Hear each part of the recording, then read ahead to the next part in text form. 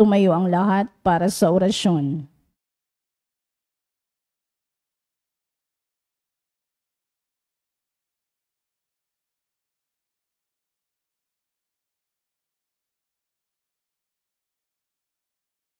Sa ngalan ng Ama at ng Anak at ng Espiritu Santo. Amen. Ang anghel ng Panginoon ay nagbalita kay Santa Maria. At siya'y naglihilalang na Espiritu Santo. Aba, Ginoong Maria, napupuno ka ng grasya, ang Panginoong Diyos ay sumasa iyo. Bukod kang pinagpala sa babaing lahat, at pinagpala naman ang iyong anak na si Jesus. Santa Maria, Ina ng Diyos, ipanalangin mo kaming makasalanan, ngayon at kung kami mamamatay. Amen. Naritong alipin ng Panginoon. Maganap nawa sa akin ang ayon sa wika mo. Aba, Ginoong Maria, napupuno ka ng grasya, ang Panginoong Diyos ay sumasa iyo. Bukod kang pinagpala sa babaing lahat, at pinagpala naman ang iyong anak na si Jesus. Santa Maria, Ina ng Diyos, ipanalangin mo kaming makasalanan, ngayon at kung kami mamamatay. Amen. At ang salita ay nagkatawang tao. At nakipamuhay sa atin. Aba, Ginoong Maria, napupuno ka ng grasya, ang Panginoong Diyos ay sumasa iyo. Bukod kang pinagpala sa babaing lahat, at pinagpala naman ang iyong anak na si Jesus. Santa Maria, Ina ng Diyos, ipanalangin mo kaming makasalanan, ngayon at kung kami mamamatay. Amen. Ipanalangin mo kami, O Santa na Ina ng Diyos, nang kami maging dapat makinabang sa mga pangako ni Kristo. Manalangin tayo. Panginoon naming Diyos, kasihan mo nawa ang aming mga kaluluwa sa iyong mahal na grasya, at yayamang dahilan sa pamamagitan ng anghel, ay nakilala namin ang pagkakatawang tao ni Jesucristong anak mo. Pakundangan sa mahal na pasakit at pagkamatay niya sa krus, papakinabangan mo kami ng kanyang pagkabuhay na mag-uli sa kadakilaan sa langit. Sa pamamagitan ni Jesucristong aming Panginoon. Amen. Luwalhati sa Ama at sa Anak at sa Espiritu Santo. Kapara nung unang-una ngayon at magpakailanman sa walang hanggan. Amen. Sa ngalan ng Ama at ng Anak at ng Espiritu Santo. Amen.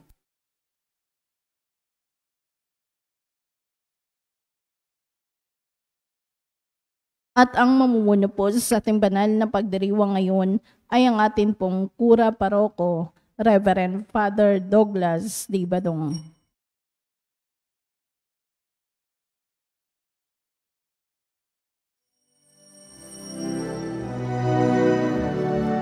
Bayan muling magtipon, awitan ng Panginoon, sa piging sariwain, pagliligtas niya sa atin. Bayan nating alalahanin, panahong tayo'y inalipin. Nang ngalan niya'y ating sambitin, paanong di tayo lingapin? Bayan muling magtipon, awitan ng Panginoon, sa piging sariwain, pagliligtas niya sa atin.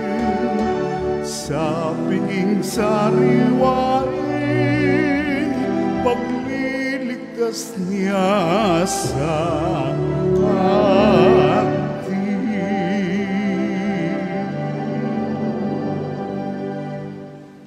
Sa ngalan ng Ama at ng Anak at ng Espiritu Santo. Amen. Ang pagpapala ng ating Panginoong Hesukristo, ang pag-ibig ng Diyos Ama, at ang pakikipagkaisa ng Espiritu Santo naway sumainyong lahat. At sumaiyo rin.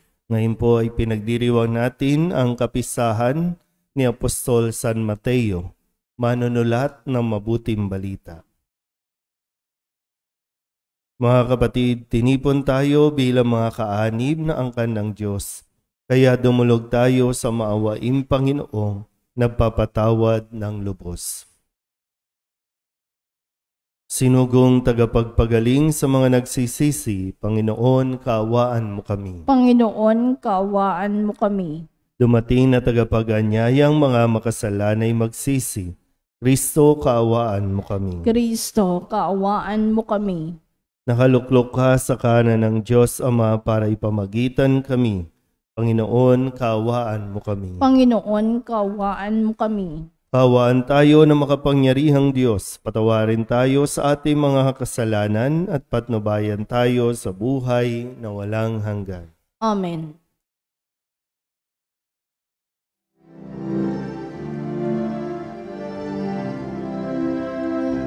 Luwalhati sa Diyos sa kaitaasan, kaloob sa lumay kapayapaan. Pinupuri ka at ipinagdarangal, sinasamba ka dahil sa dakila mong kalwalhatian. Panginoon naming Diyos sa ng langit, Amang makapangyarihan, Panginoong Hesukristo, Anak ng Diyos, Kordero ng Ama. Ikaw nagalis sa mga kasalanan ng sanlibutan. Tanggapin mo ang aming kahilingan. Ikaw na naluluklok sa kanang Ama. Maawa ka sa amin. Ikaw lamang ang banal, Panginoong Hesukristo, kasama ng Espiritu, sa luwalhati ng Ama. Amen, Amen, Amen.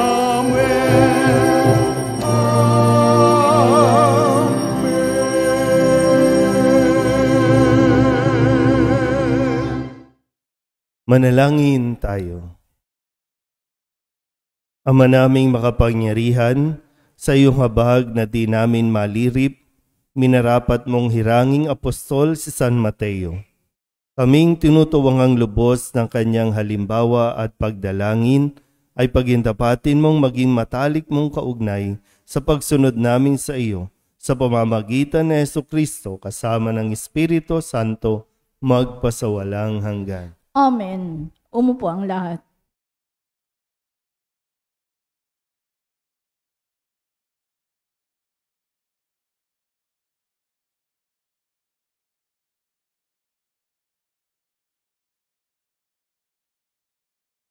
Pagbasa mula sa sulat ni Apostol San Pablo sa mga taga-Efeso.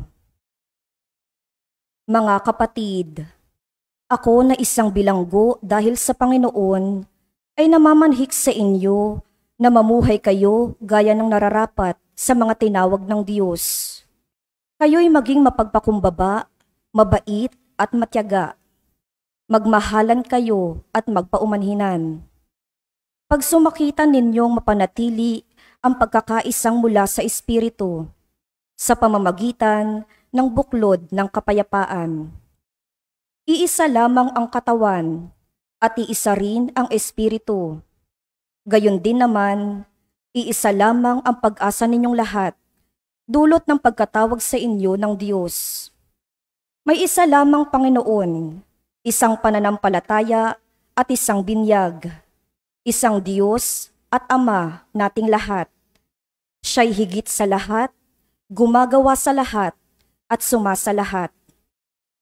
Ang bawat isa sa ati binigyan ng tanging kaloob ayon sa sukat na ibinigay ni Kristo. Ang iba'y ginawang apostol, ang iba'y propeta, ang iba'y tagapaghatid ng mabuting balita, ang iba'y pastor at guro. Ginawa niya ito upang ianda sa paglilingkod ang lahat ng hinirang, sa ikauunlad ng kanyang simbahan. Sa gayon, tayong lahat ay magkakaisa sa pananampalataya at pagkakilala sa anak ng Diyos, at magiging ganap ang ating pagkatao ayon sa pagiging ganap ni Kristo. Ang salita ng Diyos. Salamat sa Diyos. Salmong tugunan, ang tugon ay atin pong aawitin. Laganap na sa daigdig ang kanilang mga tinig.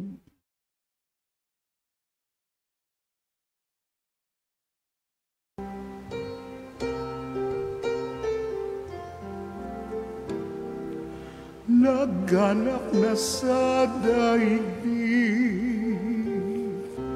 ang kanilang mga tinig.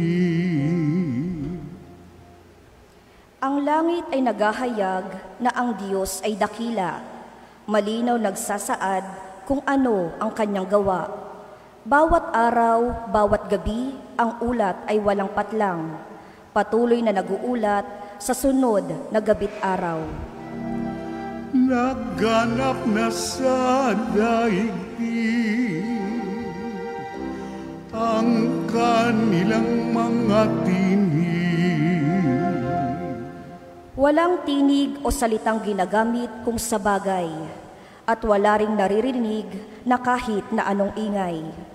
Gayunpaman, sa daigdig ay laganap yaong tinig, ang balita'y umaabot sa duluhan ng daigdig.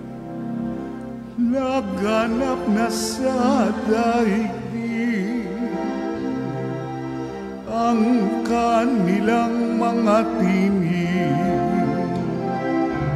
Laganap na sa daigdig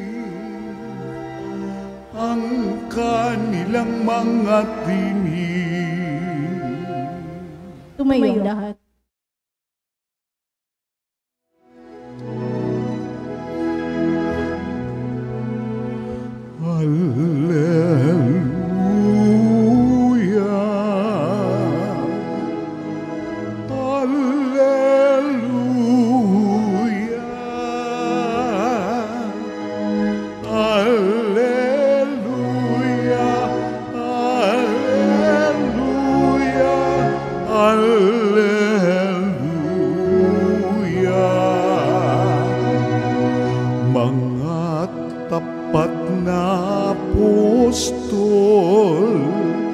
Ay nagpupuri sa poon sa langit habang panahon. Alleluia, alleluia.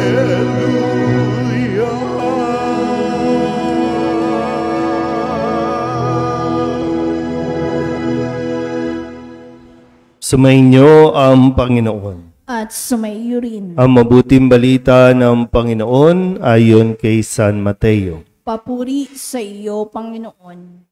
Noong panahong iyon, umalis si Jesus at sa kanyang paglakad, nakita niya ang isang taong ang pangalay Mateo. Nakaupo ito sa paningilan ng buwis. Sinabi ni Jesus sa kanya, "Sumunod ka sa akin." Tumindig si Mateo at sumunod sa kanya. Nang si Jesus at ang kanyang mga alagad ay nasa bahay ni Mateo, dumating ang maraming publikano at mga makasalanan, at sila'y magkakasalong kumain. Nang makita ito ng mga Pariseyo, tinanong nila ang kanyang mga alagad, "Bakit sumasalo sa mga publikano at mga makasalanan ang inyong guro?" Narinig ito ni Jesus at siya ang sumagot, "Ang mga may sakit ang nangangailangan ng manggagamot, hindi ang mga walang sakit. Humayo kayo at unawain ninyo ang kahulugan nito. Habag ang ibig ko at hindi hain. Sapagkat naparito ako upang tawagin ang mga makasalanan, hindi ang mga banal." Ang mabuting balita ng Panginoon. Pinupuri ka namin, Panginoong Hesukristo. Umupo ang lahat. Isang magandang umaga po sa inyong lahat. Ngayon po ay Huwebes para sa ika-24 na linggo sa karaniwang panahon. Atin pong ipinagdiriwang ang kapisahan ni Apostol San Mateo na siya mismong nagsulat ng ating pong ipinahayag na ebanghelyo. May 4 na manunulat, no, at isa itong si San Mateo na isulat niya ang karanasan at mga kwento tungkol sa mga ginawa ni Jesus, lalo tigit ginawa ni Jesus sa kanyang buhay. Si San Mateo, sa base sa ating narinig na ebanghelyo, ay isang tax collector o maniningil ng buwis. Para sa mga Hudyo, ang kanyang trabaho ay makasalanan. Kaya siya itinuring na makasalanan, isang publikano at makasalanan dahil ang pagsingil ng buwis, di ko alam kung naging kalakaran na, no, na kapag sumisingil ng buwis ay kumukupit, no, para sa mga Hudyo, kumukupit. At pangalawa, ito ay isang pagtatraidor sa kanilang bayan dahil ang pagsingil ng buwis ay para sa gobyerno ng Romano. So hindi para sa kanilang mga Hudyo, kundi para sa Romano. Kumbaga ito ay pagpataw, no, ng buwis para sa mga Hudyo. Dahil nga sila ay nasakop noon, no, o nasasakupan ng imperyo ng Romano. Kaya sa ayaw at sa gusto nila, kailangan nilang magbayad ng buwis. At si Mateo ay mismong nangungulekta sa kanyang kapwa Hudyo. So Hudyo din si Mateo. Kaya ito yung naging pagtingin at paghatol ng mga Hudyo sa kanya. Nagtatrabaho ka sa Romano, ibig sabihin, traitor ka. Dinadagdagan mo, kinukupitan mo ang buhay. Hindi ko alam kung totoong nangungupit, no? Kasi nga, trabaho niya ang maningil ng buwis. So, pahirap yon kapag sinabi ng imperyo o ng gobyerno ng Romano na, dagdagan ang buwis, no, sisingilin sa mga tao. So, siyempre, no, minsan hindi naman na naipapaliwanag. So, ang tingin ng mga tao, siya lang ang nagdidesisyon. Kaya nagiging pahirap yon para sa ilang mga Hudyo. Kaya ganun na yung naging buhay ni Mateo. So, itinuring na makasalanan. Dahil dito, wala nang gustong sumama sa kanya, walang gustong makipag-associate sa kanya, kasi ayaw nilang mapabilang din na makasalanan. So, kapwa niya mga maniningil ng buwis, kapwa niya mga itinuring na publikano, ang kanya pong nakakasalamuha. Pero dito po ipinakita ni Jesus na kahit ano pa ang tingin ng tao sa kanya, ay meron pa ring magagawa si Mateo para sa paghahanda o sa simbahan na kanya pong itinatag. Isa si San Mateo sa nakita ni Jesus na magiging matibay na pundasyon ng pananampalataya ng simbahan o iglesia na kanyang itinatag. So, anong pwede nating matutunan dito? Si Jesus ay nagpakita ng habag at ito rin yung gusto niyang makita natin sa mga tao. Minsan tayo rin naman mismo ang nagtutulak sa tao na hindi magbago. Tayo rin naman ang nagtutulak sa kanya na manatili na sa isang buhay na hindi kaaya-aya o hindi nakakabuti talaga. Dahil minsan tinutulak talaga natin. Hinuhusgahan na natin nang hindi natin nalalaman pa kung ano ang pinanggagalingan, ano ang background, kung bakit niya nagawa yon. Pero dahil nga pinagsiksikan na natin sa kanyang isipan na masama ka, makasalanan ka, hindi ka na magbabago, ganyan ka na. So, yung psychic naman ng tao, okay, ganyan na ako, sige. So, tinanggap niya na. Pero dito, ang paanyaya sa atin, no, ay manatili tayong mahabagin sa ating kapwa. Bigyan natin ng pagkakataon, kasi yun lang din naman ang hinihingi o kadalasan. Kaya nga sabi din ni San Pablo sa kanyang sulat sa mga taga-Epeso, mamuhay tayo ng gaya ng nararapat sa mga tinawag ng Diyos. Mahabagin, maibigin, yung magmahalan, magpaumanhinan. Ito yung mga ugali na dapat na mas pinaiiral kaysa ang ugaling maging judgmental. Lahat naman po ay mayroong pagkakataon na ibinibigay ang Diyos sa atin. Ang problema lang natin ay kung nakakalimutan natin na tayo rin naman ay naging recipient ng habag ng Diyos. Lahat tayo na narito, nawa maituring din natin ang ating mga sarili na tinawag lang tayo ng Diyos.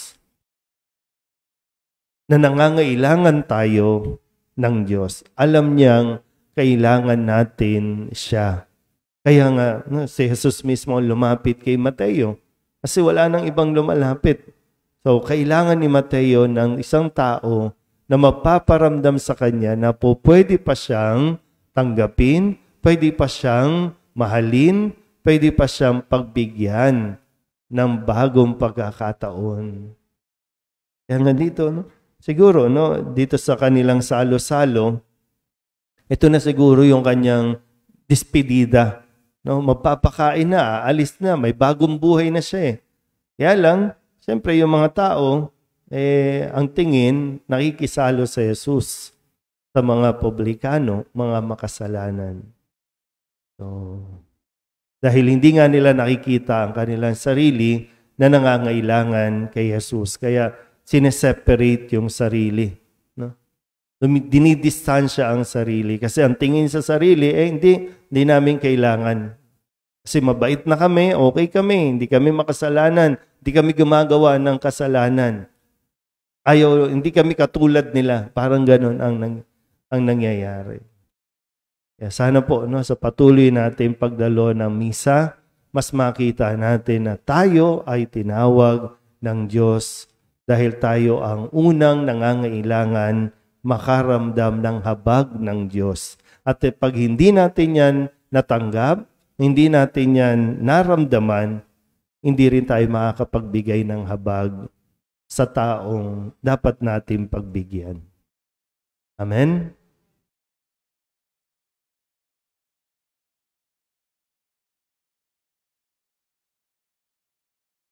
Ang buhay ni San Mateo ay binago ng pagtawag at hamon ng guro. Nawa ang aming mga panalangin ay magpahayag ng pagbabago ng buhay at maging sensitibo kami sa mga pangangailangan ng iba.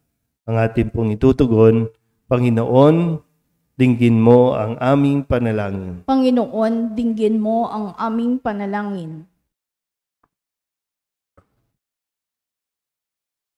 Ang mga programa para sa pagpapanibago naway maging tanda ng ating buhay Kristiyano. Manalangin tayo sa Panginoon. Panginoon, dinggin mo ang aming panalangin. Atin nawang tanggapin ang mga hamon at tawag sa pagbabalik loob sa halip na mahikayat sa pangaakit ng mundo. Manalangin tayo sa Panginoon. Panginoon, dinggin mo ang aming panalangin. Ang mga may kinalaman sa mga bagay tungkol sa pananalapi, naway hindi matuksong ipagpalit ang kanilang kaluluwa para sa kayamanan at kapangyarihan. Manalangin tayo sa Panginoon. Panginoon, dinggin mo ang aming panalangin.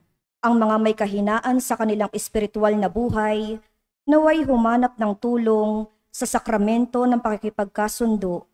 Manalangin tayo sa Panginoon. Panginoon, dinggin mo ang aming panalangin. Ang mga yumao, naway mapatawad sa kanilang mga kasalanan. Manalangin tayo sa Panginoon. Panginoon, dinggin mo ang aming panalangin. Idulog din natin sa Panginoon ang ating mga personal na kahilingan at mga panalangin para sa ating mga pamilya, kasama ang mga kahilingan ng mga nanonood sa online, lahat ng mga misang pasasalamat, mga agarang paggaling ng mga may sakit, ang mga natatanging kahilingan at ang mga kaluluwa na inihiling na ipagdasal sa misang ito.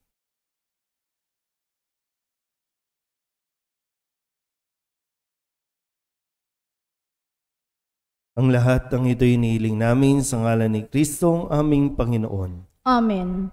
Umupo ang lahat.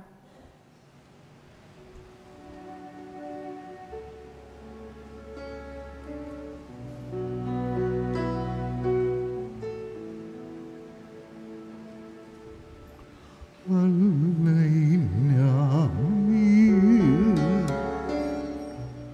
aming buhay, bawat galak at lumbay, bawat pangarap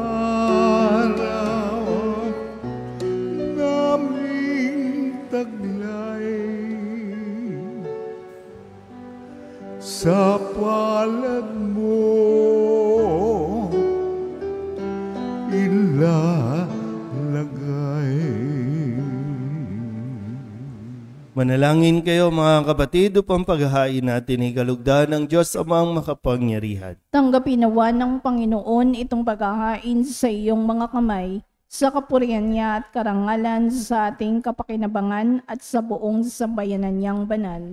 Ama naming lumikha, sa paghahain namin ng panalangin at mga alay, ngayong kapistahan ni San Mateo, kami nagsusumamong iyong maawaing tunghayan ang sambayanan mo, na iyong inaaruga sa pananampalatayang itinuro ng mga apostol, sa pamamagitan ni Jesucristo, kasama ng Espiritu Santo, magpasawalang hanggan. Amen.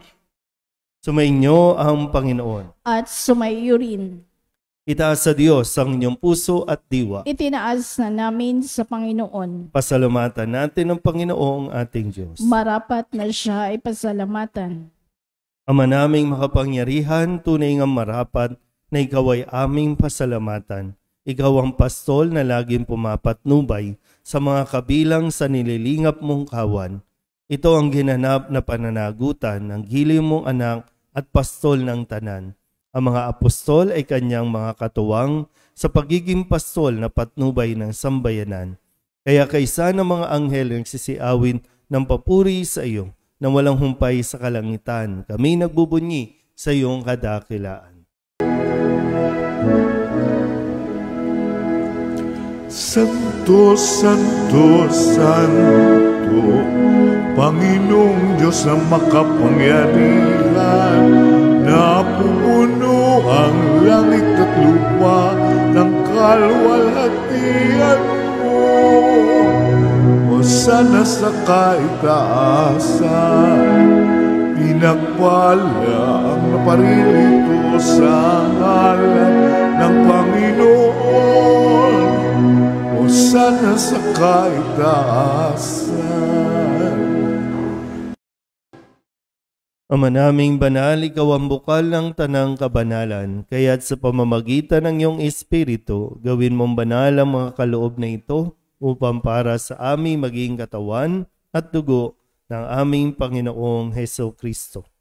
Bago niya pinagtiis ang kusang loob na maging handog, hinawakan niya ang tinapay, pinasalamatan kaniya, pinaghati-hati ni iyon, iniabot sa kanyang mga alagad at sinabi, tanggapin ninyong lahat ito at kanin, ito ang aking katawan na ihahandog para sa inyo.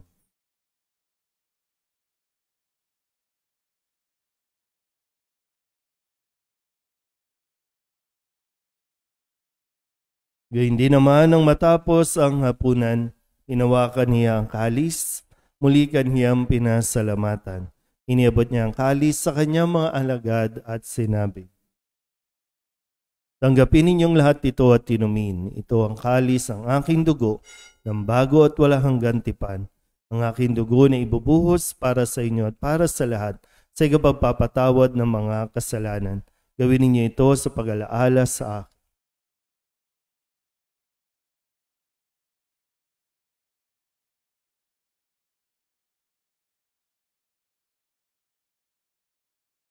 Ipagbunyi natin ang misteryo ng pananampalataya. Si Kristo'y namatay, si Kristo'y nabuhay, si Kristo'y babalik sa wakas ng panahon.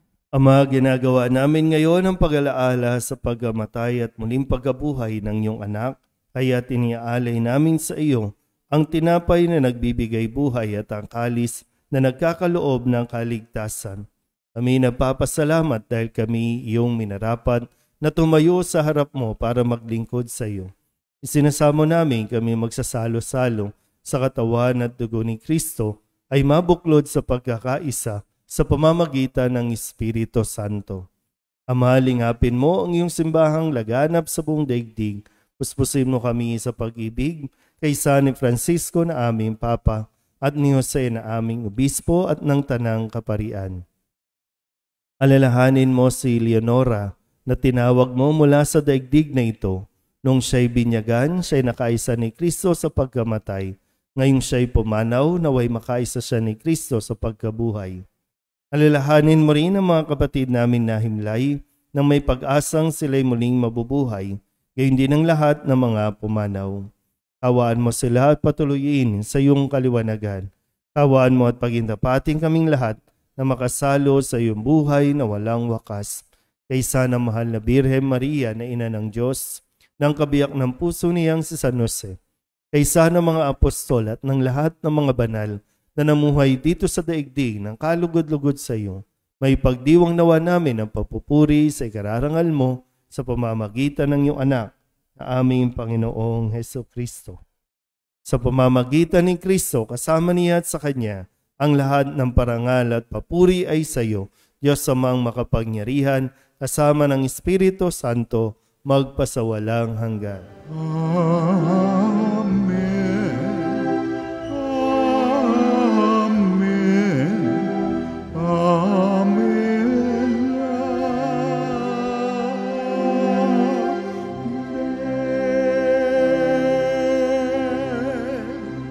Sa tagubili ng manakagagaling na utos at turo ni Jesus sa Panginoon natin at Diyos, ipahayag natin ng lakas loob.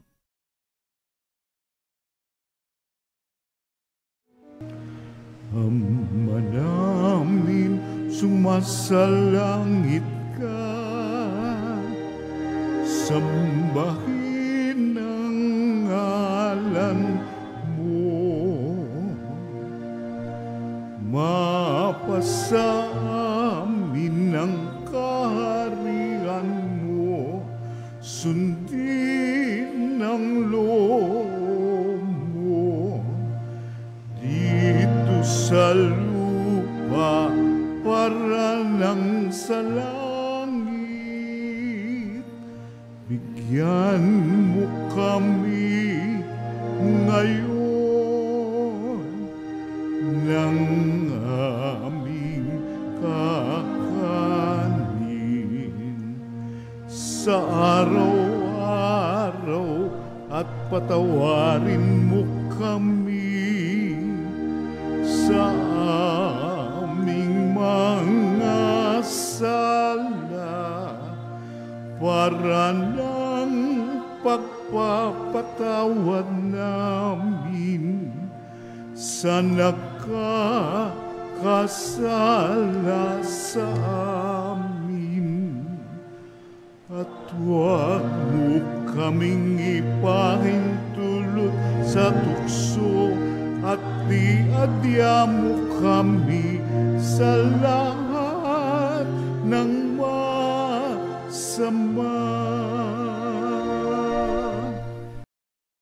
Hinihiling namin kami ihadya sa lahat ng masama, pagkalooban ng kapayapaan araw-araw, iligtas sa kasalanan at ilayo sa lahat ng kapahamakan, samantalang aming pinananabikan ang dakilang araw ng pagpapahayag ng tagapagligtas naming si Jesucristo. Sapagkat iyo ang kaharian at ang kapangyarihan at ang kapurihan magpakailanman. Amen. Panginoong Jesucristo, sinabi mo sa iyong mga apostol, kapayapaan ang iniiwan ko sa inyo, ang aking kapayapaan ang binibigay ko sa inyo. Tunghayan mo ang aming pananampalataya at huwag ang aming mga pagkakasala. Pagkalooban mo kami ng kapayapaan at pagkakaisa ayon sa iyong kalooban, kasama ng Espiritu Santo, magpasawalang hanggan. Amen. Ang kapayapaan ng Panginoon ay laging sumainyo. at sumayo rin. Magbigayan po tayo ng kapayapaan sa isa't isa.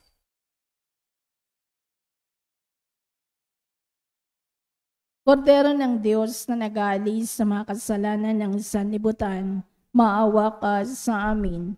Kordero ng Diyos na nag-aalis sa mga kasalanan ng sanlibutan, maawa ka sa amin. Kordero ng Diyos na nag-aalis sa mga kasalanan ng sanlibutan, ipagkaloob mo sa amin ang kapayapaan. Lumuhod ang lahat.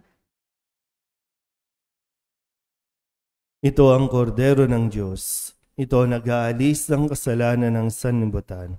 Mapalad ang mga inaanyayahan sa kanyang piging. Panginoon, hindi ako karapat-dapat na magpatuloy sa iyo. Ngunit sa isang salita mo lamang ay gagaling na ako. Katawan ni Kristo. Amen.